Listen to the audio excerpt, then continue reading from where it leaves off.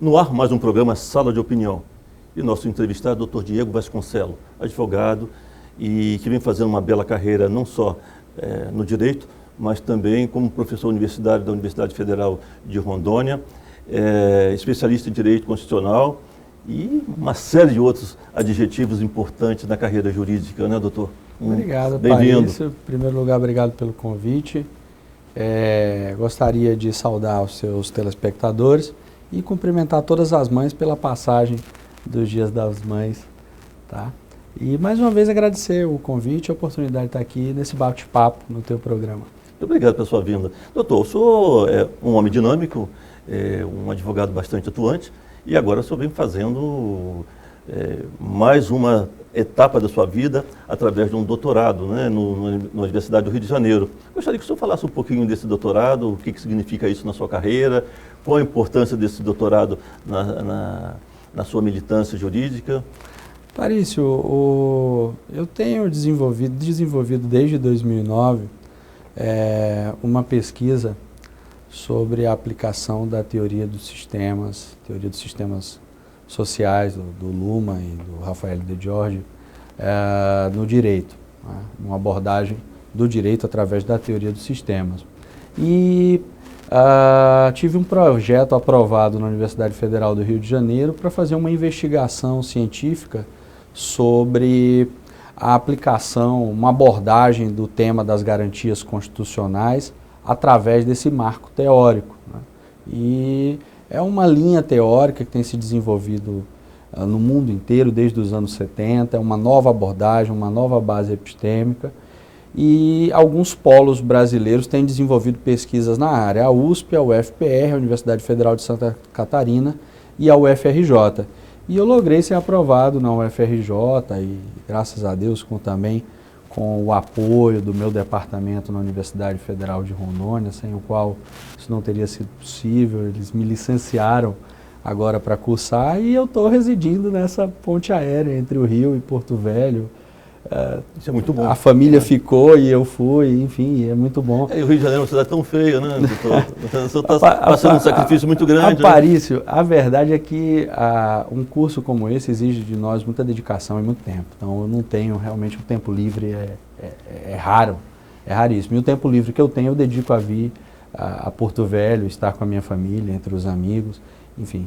Mas a oportunidade de estar num centro de excelência como a UFRJ, segunda melhor universidade do país pelo ranking Folha, e estar entre grandes pesquisadores do direito, entre grandes autoridades do direito constitucional, do direito público, da teoria do direito, da filosofia do direito, e uma universidade internacionalizada, com intercâmbio frequente, com professores da Europa, dos Estados Unidos, enfim, isso engrandece a nossa perspectiva, a nossa visão de direito, dos fenômenos sociais.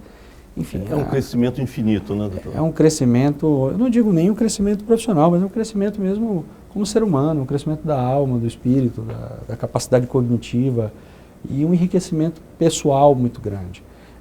Ganha também a universidade porque hoje a UNI, né, nós aprovamos um curso de mestrado profissional juntamente com o Centro de Ciências Sociais, um mestrado interdisciplinar, e a UNI vem investindo em capacitar seus professores. Hoje, estamos tendo agora, na sexta-feira passada, o professor Marcos Rivoira defendeu sua tese de doutorado. Recentemente, no ano passado, pelo menos mais 2 professores da Universidade Federal defenderam suas teses de doutorado.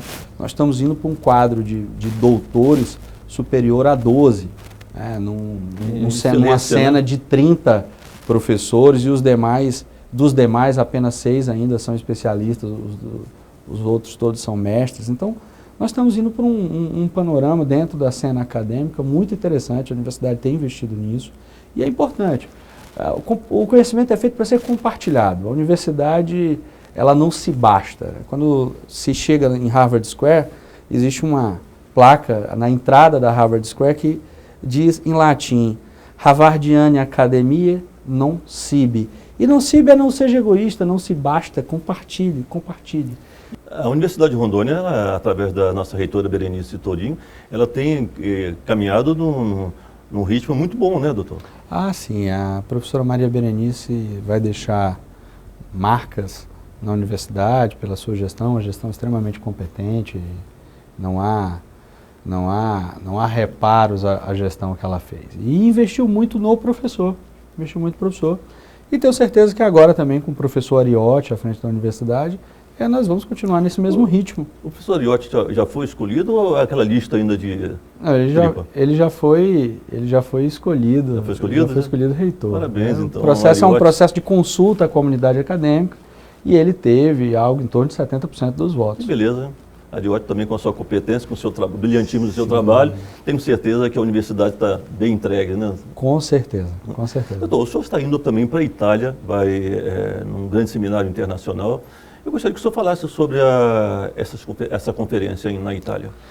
Na verdade é o Congresso Internacional de Filosofia do Direito, que esse ano ocorre em Lecce, vai ser sediado pela Universidade de Salento, e eu tive um trabalho inscrito e aprovado, um trabalho que trata de um tema extremamente complexo, que é a diversidade de modais de diferenciação sistêmica na América Latina, e fazendo um paralelo com o desenvolvimento das sociedades europeias e os efeitos disso, a repercussão disso para o direito. Para traduzir diretamente isso e que o nosso ouvinte possa entender, estou tratando do tema da desigualdade social e os efeitos da desigualdade social na operação do direito. Como o senhor vê a desigualdade social no Brasil? Parício, nós vivemos, a desigualdade é constitutiva da sociedade brasileira. É uma característica constitutiva da sociedade brasileira. É assim que nós nos organizamos. O fim da desigualdade passa por um processo. A solução não está no direito. A solução não está na política. A solução para a desigualdade é uma solução social, de um amadurecimento da nossa sociedade, de uma nova forma do indivíduo se enxergar dentro da própria sociedade. Recentemente conversava com um amigo que voltou de uma temporada na Noruega e tem um tema de trabalho parecido com o meu, e tomávamos um café na universidade, e ele falava, por exemplo, sobre a questão da igualdade na Noruega, a ideia de igualdade na Noruega, que também é um dado constitutivo daquela sociedade, e não é um dado constitutivo de toda a sociedade. Por exemplo, na Alemanha, nós temos um exemplo interessante. Há uma distribuição horizontal de serviços públicos, de acesso ao poder público, mas há extrema desigualdade, agora, o patamar de quem está na base da pirâmide é razoável, o padrão de vida é razoável, se vive com dignidade, com acesso à educação, com acesso à escola pública de qualidade, a universidades, né? Há desigualdade, mas a base da pirâmide é satisfatória. O grande problema que nós temos hoje no Brasil é que a base da pirâmide não é satisfatória. Então talvez não haja meios para se acabar com a desigualdade, mas há meios para diminuir a sensação de desigualdade, né, que é exatamente essa diferença dos níveis de competição social, dos níveis de acesso a serviços públicos de qualidade. E eu acho que isso demanda amadurecimento, demanda reflexão e, sobretudo, educação. Educação é a chave de qualquer grande crescimento. Por isso que a Coreia do Sul fez, por exemplo, e não vai existir desenvolvimento social sem educação. Educação de qualidade, e eu falo de educação fundamental, não estou falando de ensino universitário. O ensino universitário agrega muito pouco. Nós precisamos trabalhar a base. Nós precisamos trabalhar a base.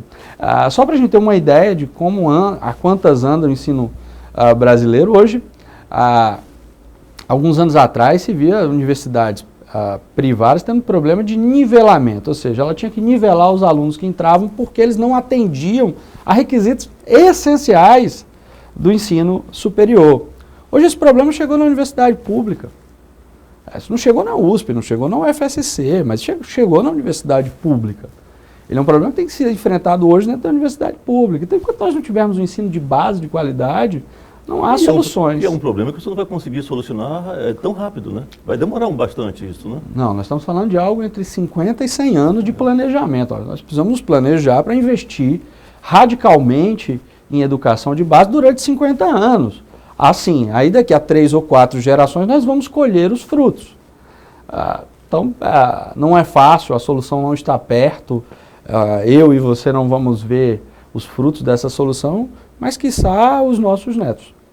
Doutor, vamos fazer aqui um pequeno intervalo em sala de opinião e já voltamos.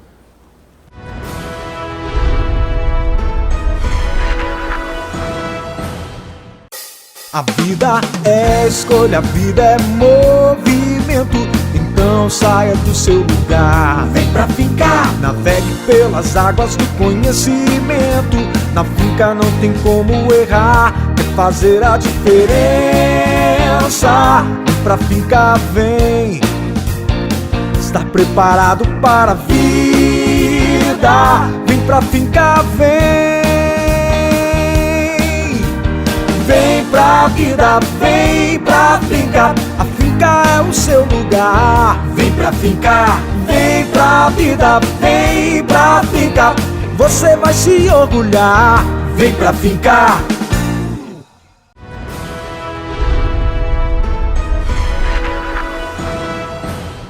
Voltamos com sala de opinião, entrevistando o Dr. Diego Vasconcelos. E, doutor, nós vivemos aí um momento político único e da justiça também. Gostaria que o senhor fizesse uma abordagem. Como o senhor está vendo esse momento atual da política e da justiça? É um momento de muita preocupação. É um momento de muita preocupação para qualquer analista do sistema constitucional brasileiro.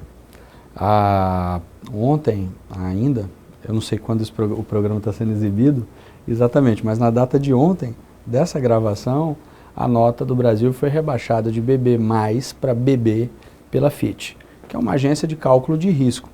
E o cálculo de risco não é só risco econômico, é risco econômico, político, jurídico. E um dos dados, uma das razões para o rebaixamento, para mais um rebaixamento da nossa nota, nós estamos 2 graus abaixo de uma nota de investimento. Um desastre, né? Desastre. Econômico. E um dos dados do rebaixamento foi a crise política e institucional. Se usou pela primeira vez a palavra crise institucional. Porque uma coisa é crise política, uma coisa é crise econômica. Quando a palavra institucional surge, isso me causa preocupação. E por quê? Quando se diz crise política, é uma crise entre oposição e governo. Geralmente a perda de legitimidade de um governo. Quando se fala em crise econômica, é a perda de solvência de um país, ou seja, ou nós estamos produzindo menos do que as produções anteriores indicariam que nós deveríamos, ou seja, o nosso PIB, o nosso Produto Interno Bruto caiu, a nossa inflação disparou, algo do gênero vai indicar uma crise econômica. Uma linguagem bem acessível, é isso. Agora, quando se fala em crise institucional, se diz mais do que isso. Se diz que sob risco estão as instituições. Ou seja, que nós estamos caminhando fora do modelo constitucional ou legalmente prescrito, de que as instituições se desacoplaram do seu papel, de que há, para usar um termo da teoria marxista, que é um estranhamento, né? Se fosse abordar para a teoria clássica, um alheamento, a ideia de alheamento, do ser fora de si, de uma sobreposição, ou seja, o fenômeno além da instituição se desacopla da própria instituição, só para fazer um paralelo. Então, existe um desenho constitucional, existe uma prescrição constitucional e legal de qual é o funcionamento das instituições. Quando se fala em crise institucional, o que se está dizendo é as instituições ou não estão atingindo as suas atribuições ou estão agindo fora delas. Isso me preocupa. Então esse dado me preocupa. E caminhamos para onde? É muito difícil analisar. Conversava com o diretor da Serasa Experian, que esteve aqui conosco recentemente em Rondônia, e ele trabalha com análise de risco também. E me dizia que hoje, a análise de risco que era feita para 12 meses, hoje estão trabalhando com um patamar de 30 dias, 60 dias de análise de risco. E risco de mercado, risco social, análise de risco do Risco Brasil. Isso me traz muita preocupação. Não é possível dizer onde estamos indo. É muito difícil apontar o caminho que nós vamos seguir. Várias rotas são possíveis. Isso vai depender de uma série de acontecimentos que estão por vir. Tudo que aconteceu até agora foi muito ruim. Muito ruim mesmo. Um processo de impeachment é um processo politicamente traumático. Eu não sou da opinião de que haja um golpe, porque constitucionalmente existe a prescrição do impeachment, do seu rito. Eu não vou discutir o mérito, se houve ou não um crime de responsabilidade.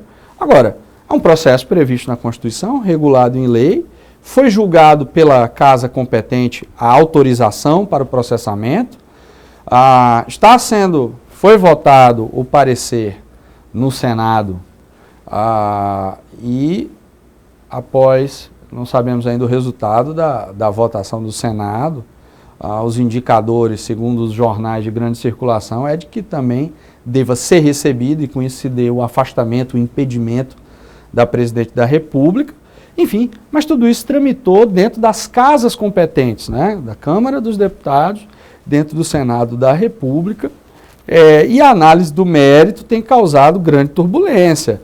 Governistas alegam que não houve aquilo que se chamou de pedaladas fiscais, a oposição diz que houve, o debate ficou extremamente politizado, pouco técnico, né, como nós pudemos ver no julgamento da Câmara, mas analisando o parecer do Tribunal de Contas, a priori, que é o órgão técnico, que detém especialistas no assunto, parece que houve uma demonstração de que sim, que houve uma série de infrações a normas orçamentárias. Essa avaliação do Senado também, o relatório final também parece que... Sim, indica nesse sentido. Eu não vou entrar no mérito, como eu disse, eu só quero falar do procedimento, porque o procedimento eu conheço, o mérito do processo está sendo analisado, eu acho que nós temos que aguardar.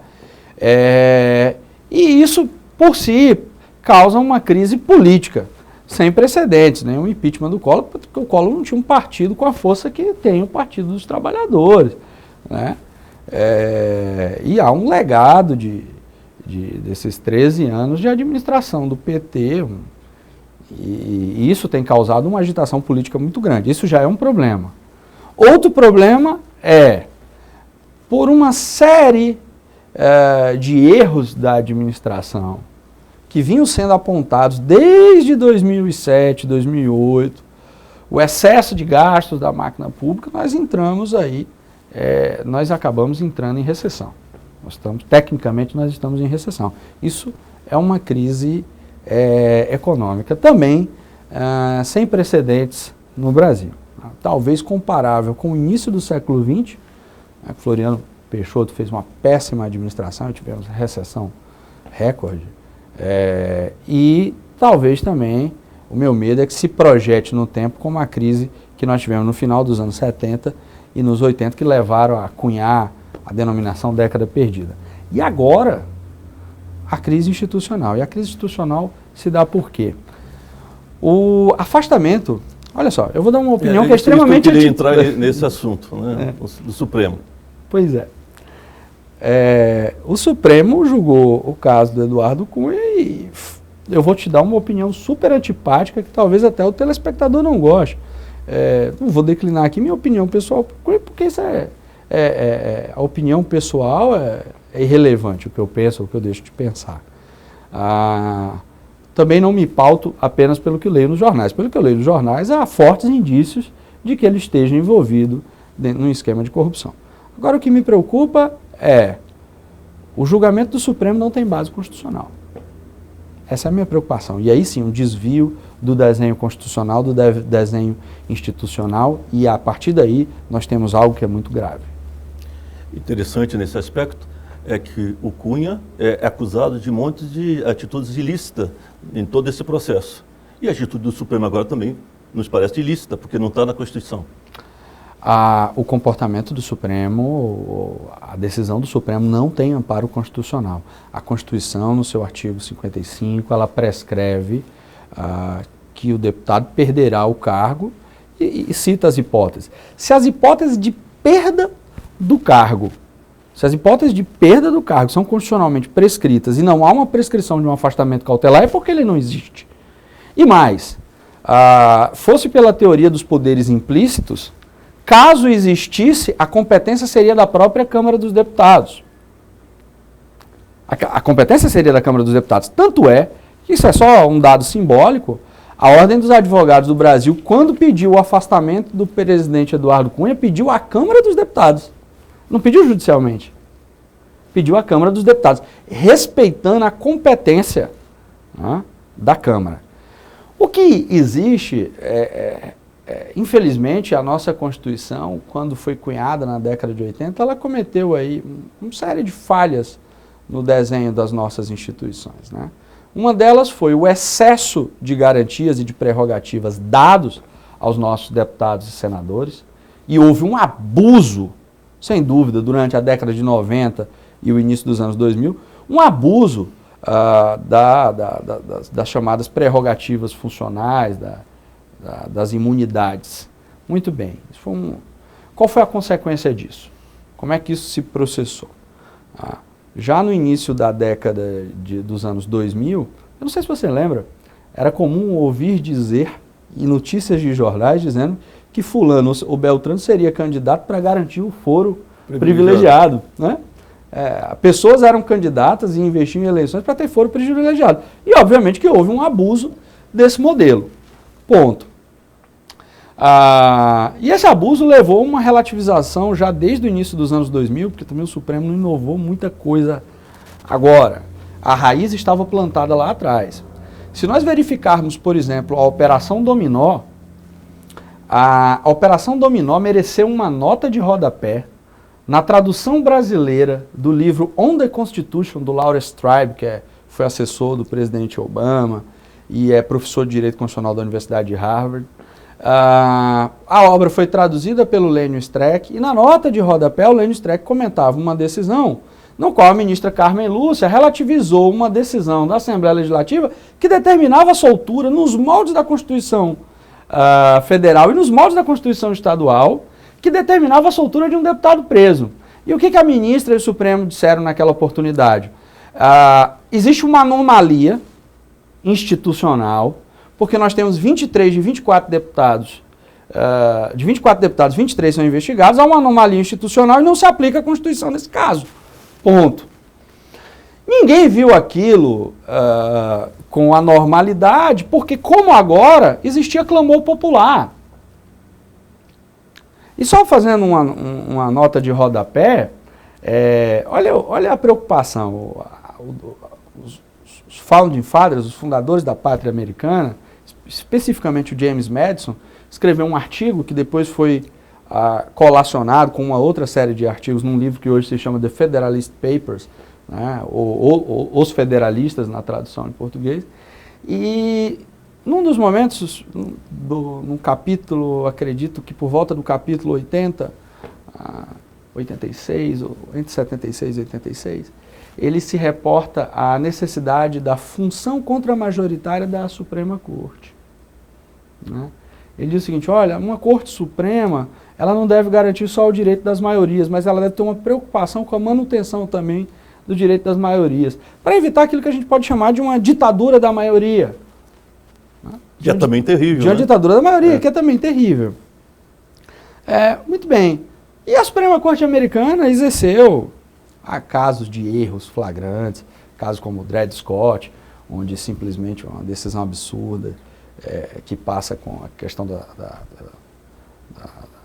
do escravagismo e segregação, enfim. Mas comete falhas, como toda corte, mas tem exercido bem a sua função de corte constitucional. Tá? Muito bem. E o que eu vejo hoje é que nós estamos fazendo um julgamento moral da política. A política não merece julgamentos morais, a política não merece julgamentos jurídicos, a política tem códigos próprios para o seu processamento, ponto. Assim como o judiciário, assim como a moral tem o seu espaço, mas o momento que nós vivemos, que é um momento de convulsão, e uma convulsão potencializada pela crise econômica, pelo desemprego, pela sensação de insatisfação, pelas notícias de jornais, isso eleva os ânimos e eu temo que a Suprema Corte esteja tentando dar respostas a essa convulsão social. E ela fazendo isso, ela se desvia do seu papel constitucional. Agora, eu também acredito que a Câmara dos Deputados, e é por isso que é importante que cada instituição faça seu papel, que a Câmara dos Deputados também tem uma falha muito grave, porque esse processo de afastamento do presidente Eduardo Cunha deveria ter sido julgado. Eu não estou dizendo que o Eduardo Cunha não deveria ter sido afastado ou que as acusações contra ele são ilegítimas, jamais. O que eu estou dizendo é, quem julgou esse procedimento não era competente para tanto, né? E quem era competente deixou de julgar, abrindo margem para o agravamento da crise institucional. Eu acho que o nosso país precisa, as nossas instituições precisam repensar o seu papel, elas precisam entender o valor do republicanismo e cada uma precisa fazer o seu papel. Doutor, vamos fazer aqui um pequeno intervalo em estado de opinião, mas já voltamos já.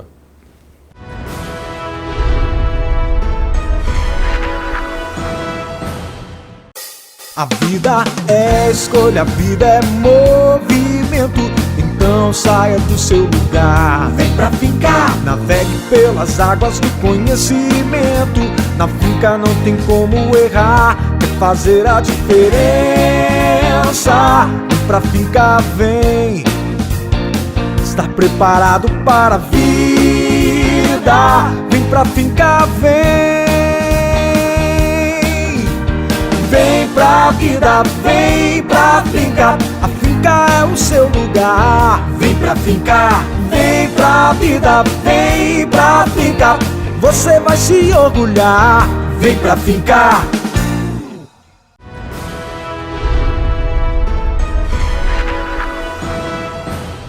Voltamos com sala de opinião. E ao nosso lado, doutor Diego Vasconcelos. Doutor, nessa turbulência em que estamos vivendo, com o afastamento do presidente da Casa, da Câmara dos Deputados, o deputado Cunha, e através do ação do Supremo Tribunal, onde a maioria votou pelo afastamento dele, eu gostaria que o senhor fizesse uma avaliação, uma análise da consequência deste ato do Supremo, mediante as consequências disso, o que poderá causar? A primeira análise que a gente tem que fazer é uma correção do que está se dizendo na grande mídia, né? Isso não afeta a linha sucessória. Linha sucessória de um presidente da República é o seu vice, ponto. O que existe é a linha de substituição eventual. No nosso caso, em a presidente sendo afastada, deve assumir o seu vice. Em o vice necessitando de uma viagem ou de um afastamento ou coisa do tipo, provisoriamente, interinamente, existe uma linha de substituição, que é o presidente da Câmara dos Deputados, porque a Câmara dos Deputados é o órgão de representação popular, ou seja, é o órgão de representação do povo. Em seguida, o presidente do Senado. O Senado é a casa de representação dos estados, dos entes federados, estados e Distrito Federal. Excluídos aí os municípios que na Constituição brasileira também são tidos como entes federados. E, por último, o presidente do Supremo Tribunal Federal. Primeira análise, afastado Eduardo Cunha, o próximo na linha de substituição eventual não é o vice-presidente da Câmara, não é o José Maranhão, é o presidente Renan Calheiros, que também é investigado na Operação Lava Jato. E, em seguida, o presidente do Supremo Tribunal Federal. No impedimento, na eventualidade do impedimento do presidente do Senado, assume o presidente do Supremo. E no impedimento do presidente do Supremo, né, é que nós voltaríamos pela segunda faixa da linha de substituição eventual. Agora, inclusive, isso pode causar também alguma polêmica, porque há quem entenda que após o presidente do Supremo, o vice-presidente do Supremo é quem deveria assumir. Isso ainda pode causar outra grande discussão. Esse é um ponto. Isso não é pacífico, a despeito do que constam em manuais de direito constitucional. Isso não é um ponto pacífico. Anote o que eu estou lhe dizendo, porque pode ser que cheguemos lá. Outra questão é, Como o presidente Eduardo Cunha, o então presidente da Câmara dos Deputados, Eduardo Cunha, ele não foi cassado, não há vacância do cargo de presidente, ele só foi afastado cautelarmente. O José Maranhão, que é o seu sucessor, porque vice e assume a presidência da Câmara, também é investigado. Então, qual a funcionalidade dessa decisão? Se afastou um presidente porque é investigado na Lava Jato para ele ser substituído por um outro investigado na Lava Jato. Pior do que isso, se afastou um presidente da Câmara porque, como investigado na Lava Jato, isso foi dito, foi insinuado na decisão, aliás, melhor, a decisão não insinua, mas foi dito, obter dicta, constou, de que investigados não poderiam estar na linha de sucessão. Eu queria depois entender melhor a expressão, a extensão semântica dessa expressão. Muito bem, se era para retirar um investigado da linha de sucessão, se retirou o Cunha, mas o presidente Renan Calheiros, que também é investigado, passa a ser o sucessor. Que só depende do Supremo, né? Que só depende do Supremo. Então, assim, do ponto de vista funcional, eu não consigo entender qual a funcionalidade dessa decisão. Ponto. Se esse é o motivo de o Supremo ter invadido uma competência da Câmara para poder afastar, dado o risco dele se tornar o eventual substituto do presidente da República, por ser investigado na Lava Jato, esse motivo é nulo. Por quê? Porque ele esbarra que o substituto dele, seja na Câmara, seja como substituto na Câmara, que não vai estar na linha de substituição eventual, mas é investigado na Lava Jato, e o presidente do Senado também. Isso, inclusive, foi apontado por grandes jornais estrangeiros. Esse é um outro problema, né? Então, esses são problemas de imediato. O nosso, obviamente, e para que o telespectador tenha isso com muita clareza, não há um maior defensor da probidade administrativa do que eu. Doutor, como que fica? Mas, desculpa para isso, mas nós temos que pensar as consequências dessas decisões, né? E nós precisamos sim passar esse país a limpo, combatendo a corrupção e combatendo os corruptos. Agora, pelos meios e pelos órgãos competentes. Essa ação do Supremo no Congresso Nacional não enfraquece muito o Congresso Nacional? Não deixa o Congresso Nacional todo na mira do Supremo? Sem dúvida, mas isso começa, o desfecho final dessa construção que começa nos anos 2000, foi a prisão do senador Delcídio, que é completamente absurda, né? E os absurdos vêm se acumulando. A operação, o que eu vejo, você usou uma expressão, um ilícito para combater um ilícito, eu vejo que na Operação Lava Jato se passou por cima de várias regras processuais, se passou por cima de várias garantias, seja das partes, seja dos seus advogados, para se atingir um fim, porque esse fim é maior, é o combate à corrupção. O Supremo passa por cima da Constituição porque existe um fim maior. O fim maior é combater a corrupção.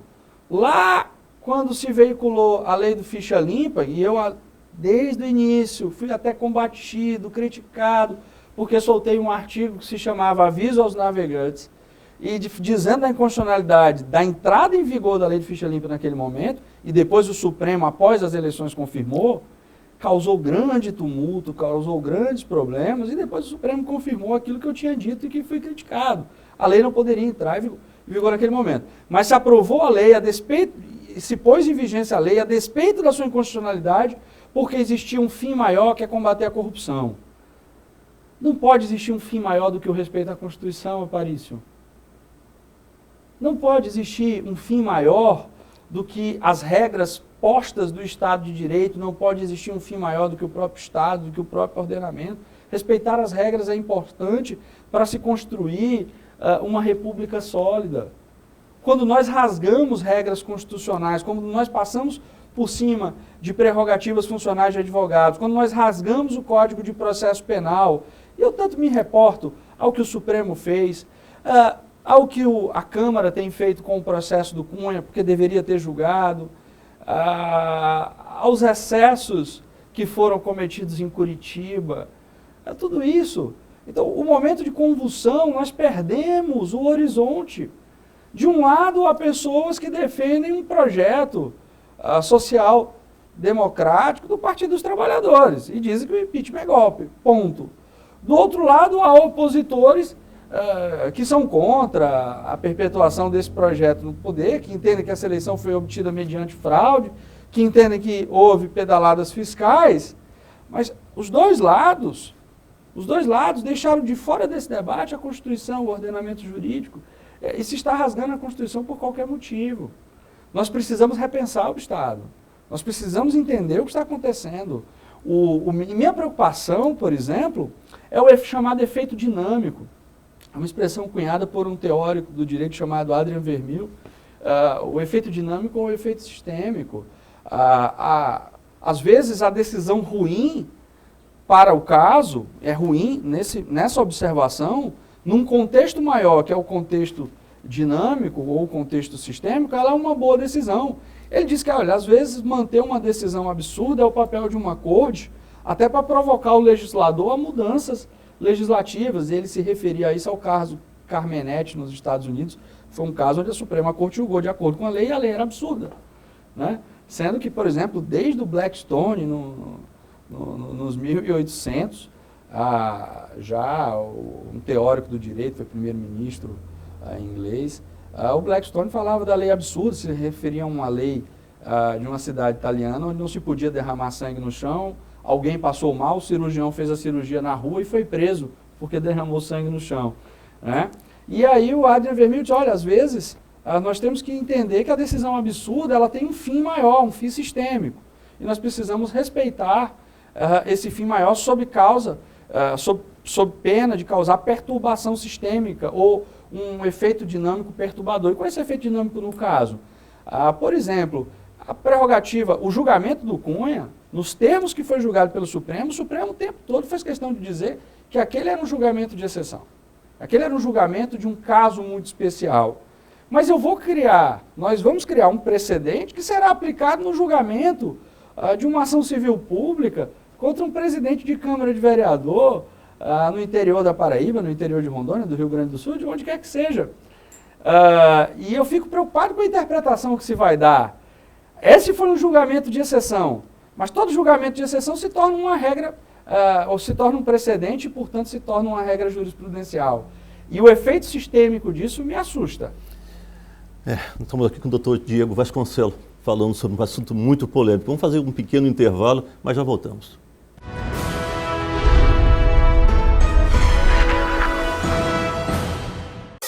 A vida é escolha, a vida é movimento.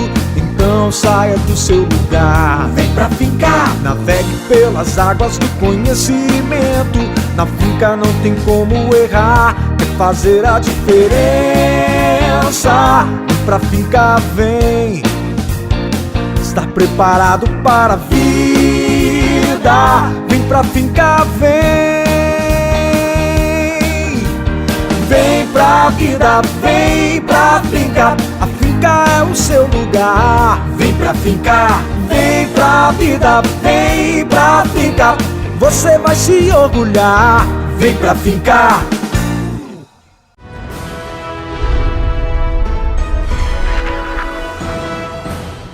Voltamos com Sala de Opinião, entrevistando o doutor Diego Vasconcelos. Doutor, nós estávamos aqui nesse debate interessante e às vezes até muito triste, né? Porque nós não sabemos para onde que vamos seguir. E como que fica o Brasil constitucionalmente a partir de agora? Esse é um momento de muita cautela, de muita reflexão. Hoje é muito difícil. Só para citar um exemplo, eu recebi um e-mail recentemente do professor José Ribas, que é professor de Direito Constitucional da PUC do Rio de Janeiro, e ele me mandou um texto do blog Balkanization, que é do Balkin, que é um autor americano, e no blog se referia a uma ideia de reitores de universidades americanas, eles estavam querendo suspender as aulas de direito constitucional até a nomeação de um novo ministro, do novo juiz da Suprema Corte Americana, que iria substituir o Scalia.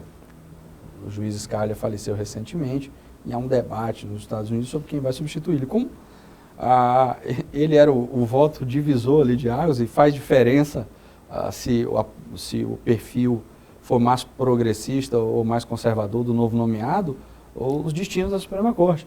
E o artigo que conclamava para essa posição das universidades, ele dizia, olha, é impossível dar aula de direito constitucional, porque nós não sabemos qual o futuro da leitura que a Suprema Corte fará da Constituição.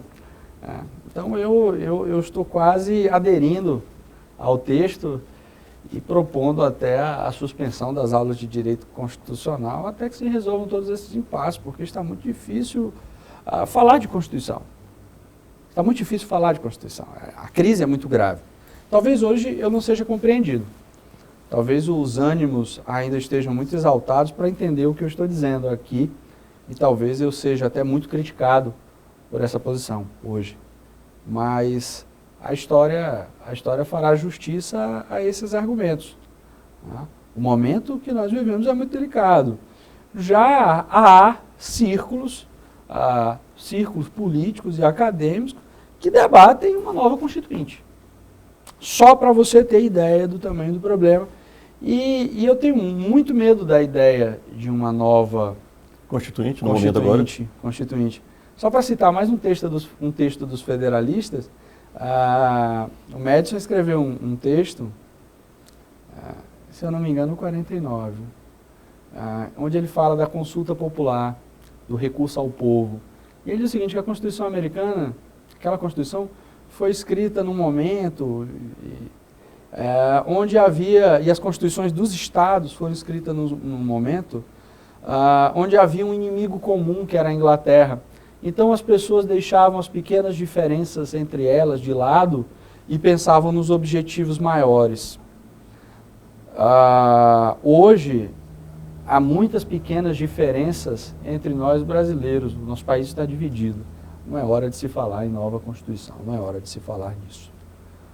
Não. Momento de crise não é de mudança, né? No momento de crise, nós devemos optar, nós devemos selecionar opções que nos tragam a curto e médio prazo estabilidade suficiente para refletirmos os caminhos para o futuro.